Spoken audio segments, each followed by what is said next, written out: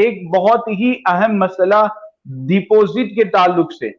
मकान या दुकान किराए पर लेते हैं तो डिपॉजिट दिया जाता है। डिपॉजिट जो रकम आप देते हैं उसमें ये होता है कि जितने सालों तक आप किराए पर वो मकान रखेंगे, आप किराए पर रहेंगे, तो उतने सालों तक वो पैसे डिपॉजिट की जो रकम है वो मकान मालिक या दुकान मालिक के पास रहेगी। जब आप वो मकान खाली करेंगे, दुकान खाली करेंगे, तो वो मालिक आपको डिपॉजिट की रकम वापस कर देगा। तो ये डिपॉजिट की रकम जो दी जाती है, याद रखें कि जो डिपॉजिट की रकम देने वाला है,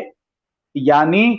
जो किराए पर मकान लेने वाला है, किराए पर दुकान लेने वाला है, वो जो डिपॉजिट की रकम देता है, तो उस डिपॉजिट की रकम अगर वो पहले से निसाब के बराबर मालिक है, ज़कात देता है,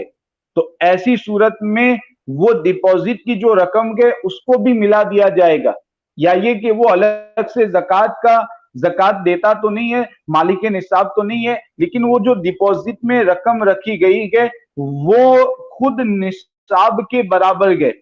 27,000 28,000 के करीब वो पैसे मौजूद हैं, वो डिपॉजिट की रकम है। तो ऐसी सूरत में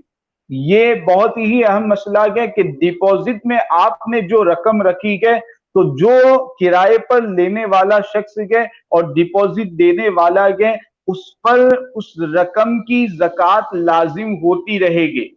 हर साल ज़कात लाजिम होती रहेगी। मिसाल के तौर पर 1,00,000 रुपए आपने डिपॉजिट में रखेंगे, अब आपने किराए पर दुकान या मकान ले ली, तो वो जो 1,00,000 रुपए आपने मालिक को दिए गए, उस रकम पर हर साल ज़कात लाजिम होती रहेगी। अब 10 साल तक अगर आप किराए पर रहते हैं, तो उन 10 सालों की ज़कात देना आप पर ज़रूरी होगा।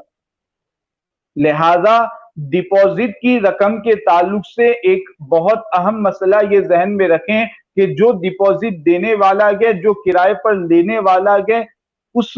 शख्स पर डिपॉजिट में दी हुई रकम पर भी ज़कात लाजिम होती है। हर साल उसकी ज़कात देना उस पर ज़रूरी होता है। अगर वो अलग से ज़कात देता है या डिपॉजिट की रकम निसाब के बराबर है, तो उस पर, उस डिपॉजिट की रकम पर